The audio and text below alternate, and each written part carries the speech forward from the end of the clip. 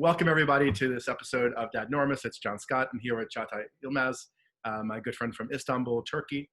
And we go back, I just realized we've known each other for about 15 years, which is amazing. Yeah. Your kids were babies. You have a 17 and 15-year-old daughter, two daughters. Exactly. I'll give you a moment just to introduce yourself and what you do in the world, in addition to being a dad, other aspects of who you are.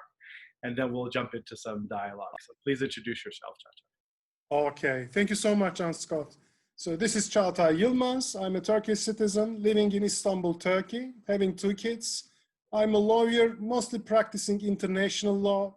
That's how we met 15 years ago. Actually, dear Jonscott, this is exactly 15 years ago, because you know what? When we first met, my wife was pregnant to our second one. We were thinking of what to buy to my wife as a present for the second. I do remember that. So it's exactly 2005. Yeah, time is flying, my friend. I typically start out by asking, so if you could take yourself back to 2003, Exactly. and you first find out the news. Take us back to where you were in your life at that point and how you first felt when you found out you were going to be a dad. I think I should rewind it a bit more than 2003, because the thing is this.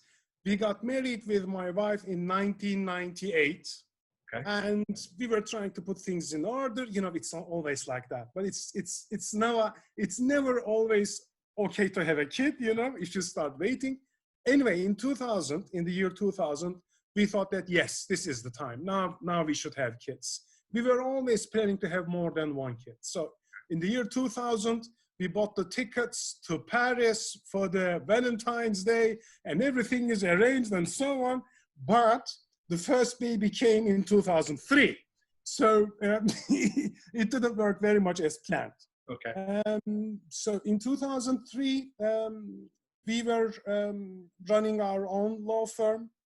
It was only 5 years because we opened it in 1997. So it was 7 years, 6 years.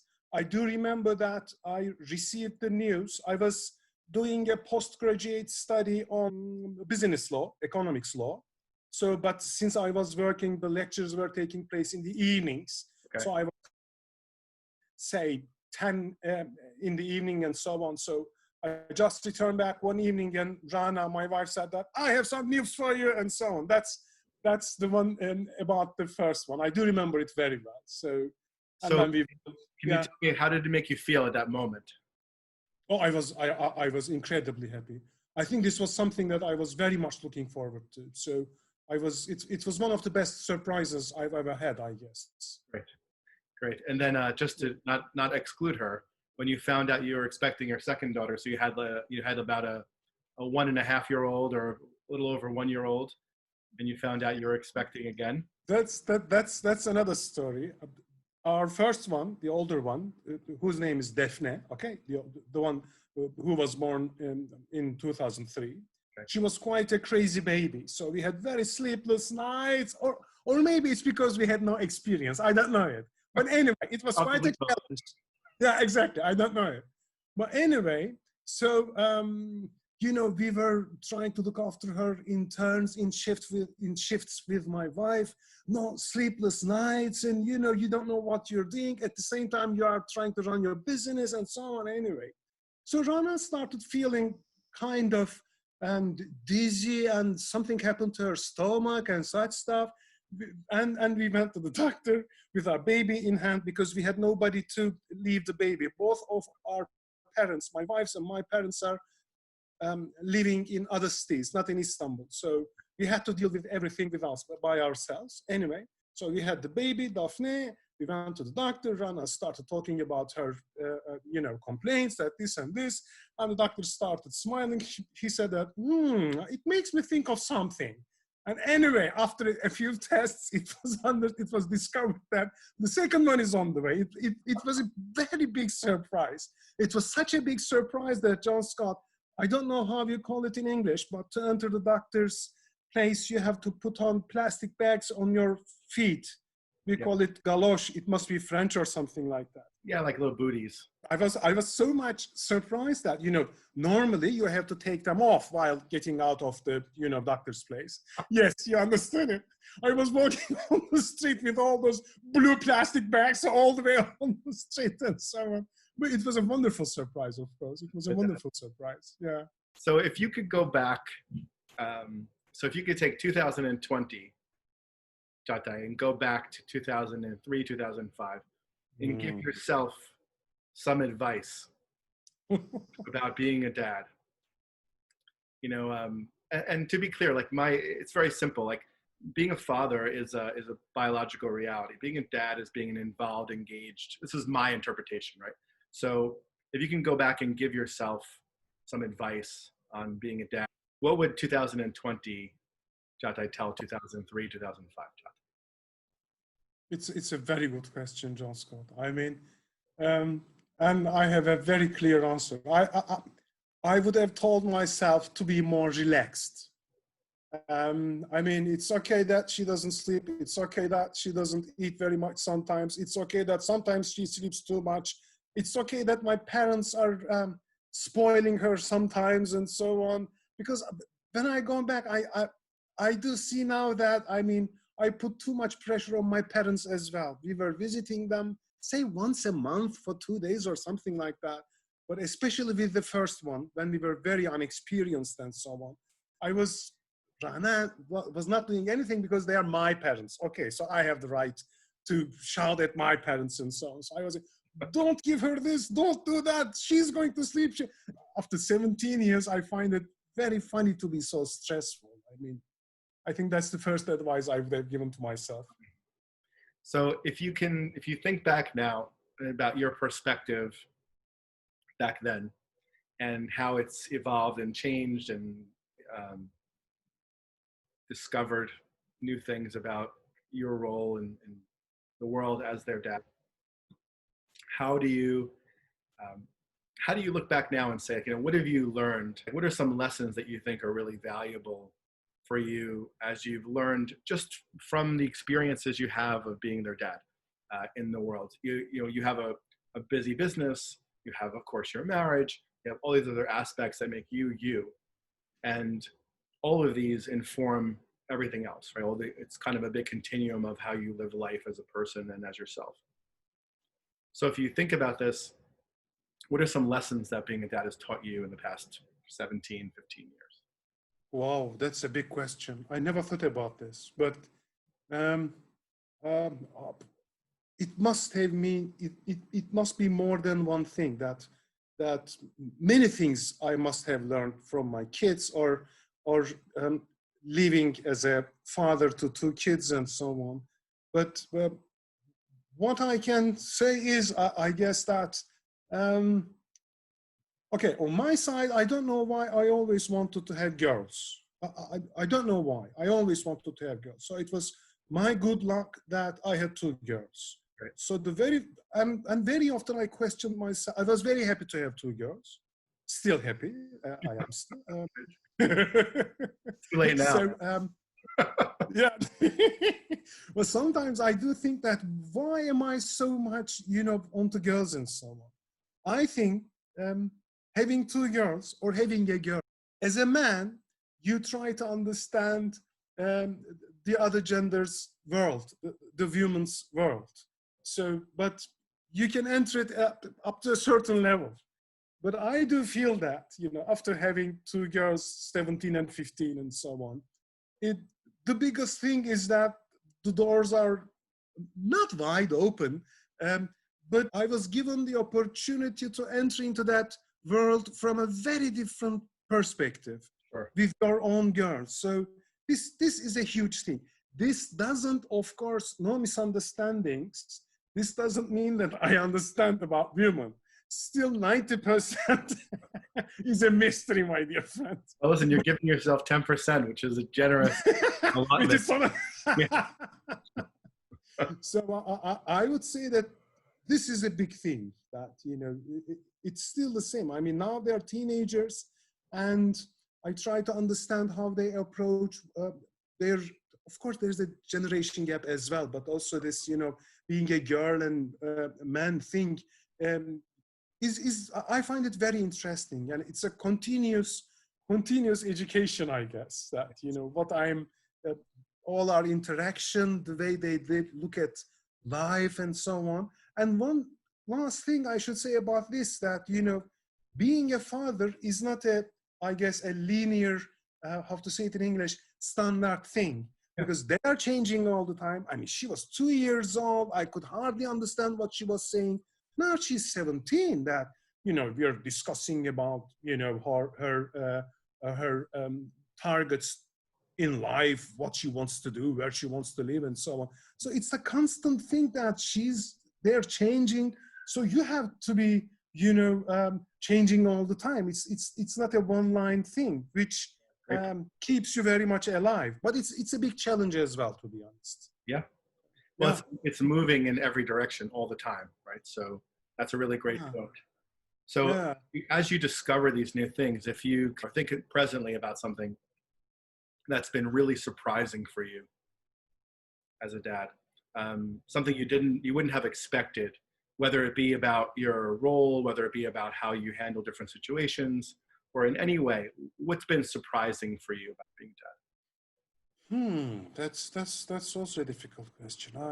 Let me think. I don't know. I mean, I do believe that we don't have a very hierarchical relation. It's not very much in me. I'm not like that at the office either. That more or less, I believe in people's equality, so that they can also, about my kids, that they can freely speak and so on. So, but what surprised me, I should think about it. Let me park this aside. If anything comes to my mind, I will let you know. Okay, so I'll give you a simpler one, perhaps. So, what were you expecting about being a dad that has come to be true? I'm quite satisfied, first of all, with although there are all these challenges and everything and so on. I'm very happy to be a dad to these 2 girls, but I don't know if this is going to be the right answer to your question, but recently I was just having a chat with a client of mine who has 2 kids, 7 or 8 years older than me. I'm 48, but he's my client for more than 16 years. So we are kind of friends and so on. So I told him that, his kids recently graduated from university. The older one, the boy, has a good job and so on. I said that, okay, now you're a free man. You can sleep very well in the evenings and so on. So, and while seeing this, I had the feeling that having a kid is something wonderful, but at the same time, maybe it's only about me, but it always makes me feel like, how to say it, that if I'm doing the right thing, if I should do something different, not feeling guilty, but if something could have been done better, or not indirect me, if I could have done things better. It's a great question. Yeah, it's a great, I think that if we're dedicated, right? If we're dedicated to our kids, obviously, we're always going to question this and second guess ourselves perhaps. But I think going back to what you said before, if you can give yourself the advice 17 years ago, would be to relax a little, let your parents spoil them, let them sleep a little late. And I think this has come from several conversations, which is, give yourself a little bit of a break too, because there's no, there's no manual that you get. That's the point. And I should say also, that's part of it too, is like giving yourself a little bit of a break for not having like the instruction manual, because as you said, even if it was printed in 2003, it's out of date. Exactly. Like, or 2005. It's constantly, it's more like the updates every on the phones. For example, you also must be feeling relieved that with 2 kids graduated, I don't know, they're drawing their lines and confident that they're going to be successful. For example, we were just discussing, my kids are with my mom during the last 1 week. She has a swimming pool. That's the critical point. So, because of this COVID-19 thing, we were also locked at homes and so on. My mom has a very nice house with garden and swimming pool and so on. Anyway, when we had the chance, they ran there immediately. Anyway, yesterday evening, we were discussing with my wife that Daphne, the older one, this is our education system. I guess it's different in the States, but now she's going to be in 11th grade in high school, which is 12th, is the last one, graduation year. So she has 2 years. So next year, which is going to start in September, September 2020, she needs to make up her mind about what she wants to do. If at least the major things like if she's going to be doing something like mathematics or social sciences and so on. So as a father, again, that feeling guilty thing started, that if we should guide her, or if we should leave her alone, and if we should leave her alone, if that would be too much later on, if we would feel, if we would regret and so on. I have absolutely no idea again what to do. It's just flowing now. We will see what's going on. Again, I think you just answered your own dilemma in that it's just flowing, right? So I think I had this conversation with my kids a long time ago, which was, when I went to university, and my dad, I got a back then before emails, and I got an envelope from a school I was interested in, and had a beautiful picture of the beach in California. And my dad said, "What's this?" And I said, "It's a school I'm applying to." And he said, so different approach to things back then. And I remember, and I don't doubt the wisdom of that decision. When it came time for my kids, I had a very opposite approach, which was go to school wherever you want and study whatever you wish. Because, and you and I have known each other a long time, working in a way that you love what you're doing and that you're passionate about what you do is the greatest gift you can give yourself and your family and everyone around you. So that's my opinion. So whatever is going to do that for you, please pursue that. And at 17, 18 years old, they don't really know. So I think that part of it, and you'll see this in a couple of years, I suspect, that when your kids are 23 and 21, which is the ages of my kids presently, they're still, your worry just takes on a different form. I was joking with a friend recently, like I was worried about my kids, about their studies and working. And now I'm just, work worried about my kids, about life and work. And I'll be, I'll evolve that, as time goes on. And I think one of the interesting aspects of it with the kids, your kids ages, because that is like, full contact ages, that age, that later teenage ages. And, I've said this every year my kids have been alive. Like, it's a great age. And there are times there's a little bit of hiccups back in the teenage years. And in retrospect, it was still a great age. I think we take a lot of it away and we give a lot to it. And it's that kind of give and take about being a dad it's part of a beautiful privilege that we have. So if I were to speak to your daughters about you as a dad, what do you think they would tell me about you as a dad? They sometimes directly tell it, actually. Recently, we were talking about, while I was driving them to my mom, that mom is living around 1.5 hour drive in a city close to Istanbul. So we had a chat, and they were just telling that they said that we were talking about their boyfriends. Okay. So they were saying that. Video. So they said that, we know that you're different than our other fathers of our friends. They said that because they more or less tell me about everything. I meet with their boyfriend, they introduce me, we talk about many things and so on. So I guess they would say that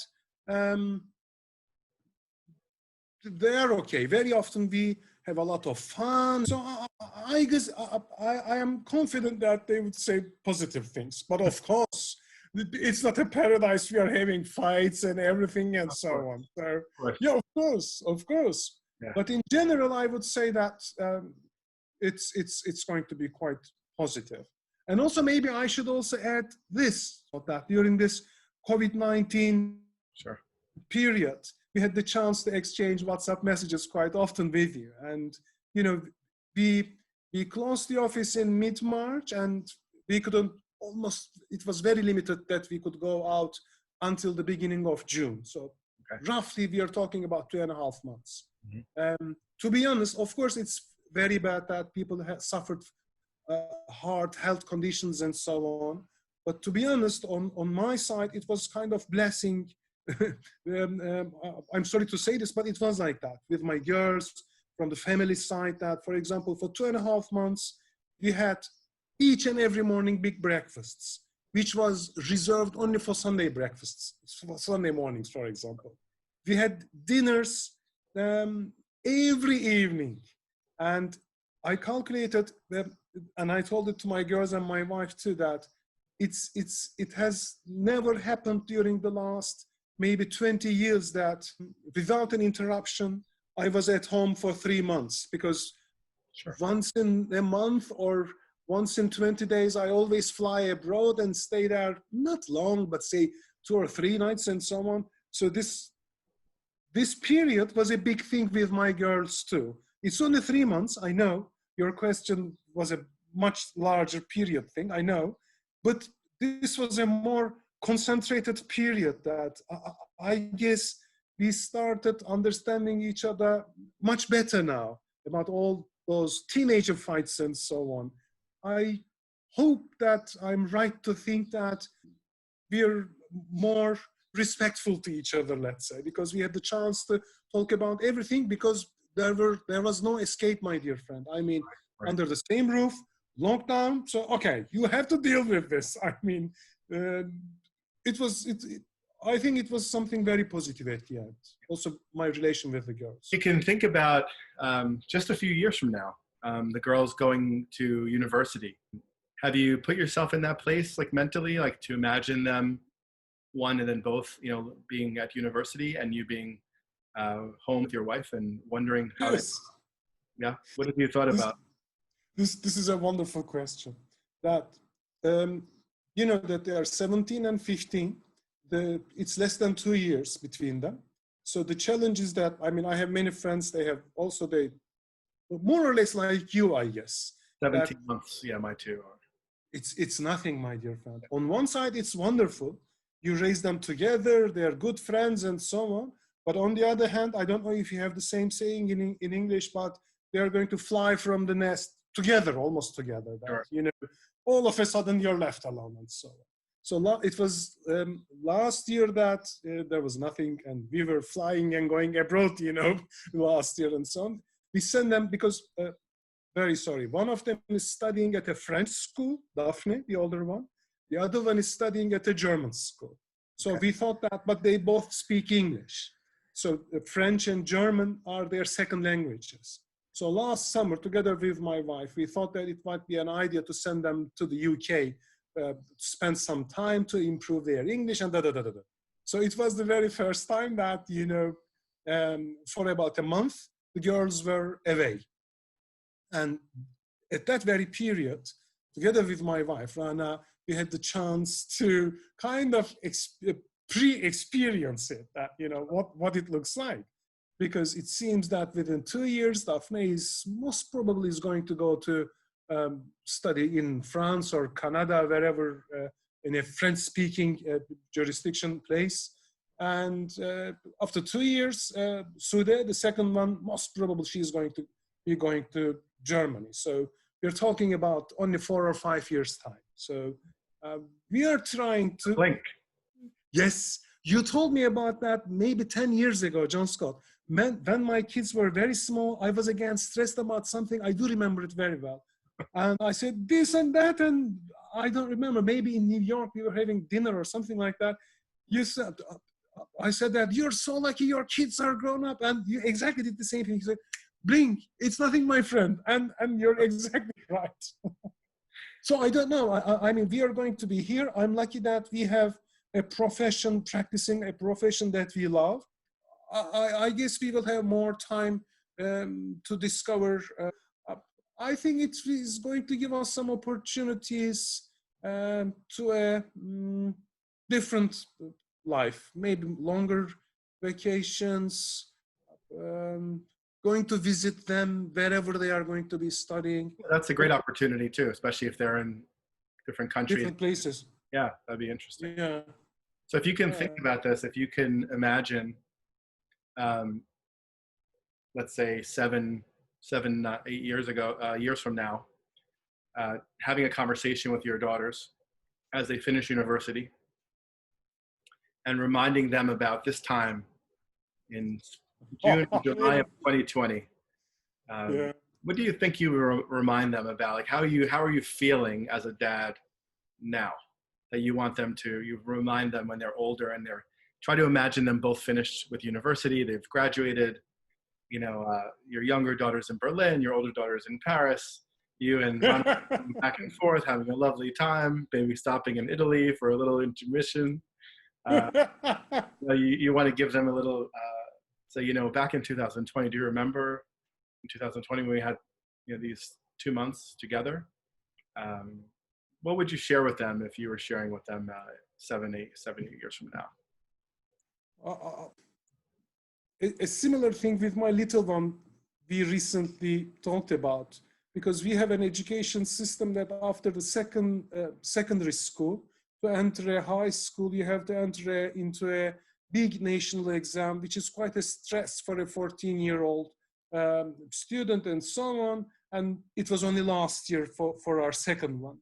Okay. So, and just after the exam, we were discussing which school she can make and which she would like and so on. And she was very much stressed. So I took her to a nice, there's a nice restaurant by the Bosphorus. She likes it very much. So just her, Sude, and me went there, and even secretly she had wine anyway. And we discussed about it. And I remember I told her that, this is a very tiny thing in our very long lives. And this is not a huge issue, I told her, that we will see the result and we are going to have some options and you will go to that school wherever you go. This is here, I told her. Mm-hmm. Anyway, at the end, it appeared to be that she had a very good exam. She entered a very nice school and so on. It was only a few days ago that we were discussing exactly this same thing. And she said that, oh, Daddy, I was so much stressed that day when we went to that restaurant. And you told me this. And now I'm so happy with my school, with my new friends and everything and so on. So what I hope is that after 6 or 7 years from now, both of them finish their university studies with all those experiences and so on. Hope that they would feel like, all went well, because I always tell them that it was like that in my life, that high school and university were the best period of my life. And also the period that all the, is it right word, infrastructure of my personality, that all my, hobbies and the way I look at things, my friendship, social network and everything. So quite a valuable period that starting from high school, ending university. So that's what I always tell my girls, that now an important period is starting. And not about the academics, that you don't need to focus on hard study and so on, but you should get whatever you can. I mean, travel, or if there are, I don't know, photographic club in your school, just give it a taste, and you know what I mean. So I hope that, coming to your question, have lived a life like this, that with all those experiences in different countries, different schools and so on. One last thing is that I don't feel like I need to pressure them that, they have to have a profession, one university, and in 7 years, yes, you're a doctor and so on. My generation was like that. I mean, there were few options like, engineering, doctor, and lawyer, more or less. Yeah. And we were kind of raised like, you have to have a profession, and for 35 years, 40 years, you do that, and that's it. But I believe their time is going to be much different. So, I mean, they can start with, I don't know, my dear friend, blah, blah, consulting. And after 7 years, she studies something else for 2 years and completely does something different. I believe their life is going to be much flexible. Well, I always tell them that use this period so that you can be flexible in your future life. Right. So coming to your question that after 7 years, hope that things go like that and they feel strong and standing on their feet and self-confident and happy young ladies, hopefully. Great. We will see, my dear friend. Yes, we will. So and part of this is that in 7 years or so, we'll have another conversation. We'll check in and we'll look at some of these clips that we're forming now. So, yeah. So to if you were going to speak directly to your daughters together, and if you can imagine, it's 2030. They're 25 and and 23 years old, or 27 and 25 years old, and you want to just have a conversation and just tell them how you feel being their dad today in 2020. It's 2020. It's the end of June, and you want to have conversations directly about what this means now, and trying to imagine 57-year-old Cagatay, and it's as we've said. Yes. Right? Again, huh? So it's clear that they're the gifts of my life. Very clear that is. I mean, with all the challenges and all the feeling of guilt and everything, as I confessed you a moment ago, and so on, I'm confident that that's what I'm going to be saying in 2030, that they have been the biggest gifts of my life. And as I always say, that hope that anybody who wishes to have kids would have it. So it's a wonderful thing. So the very first thing I would tell them in 2030 would be that, I think. Great, that's fantastic. I'll stop the recording in a second, but for everybody watching, thank you for joining us today. Thanks for Cagatay joining me from Istanbul on a Sunday night. Please subscribe if you haven't yet, and I look forward to seeing you next time. Thank you very much. Thank you so much, Jonscott. It was wonderful. Thanks.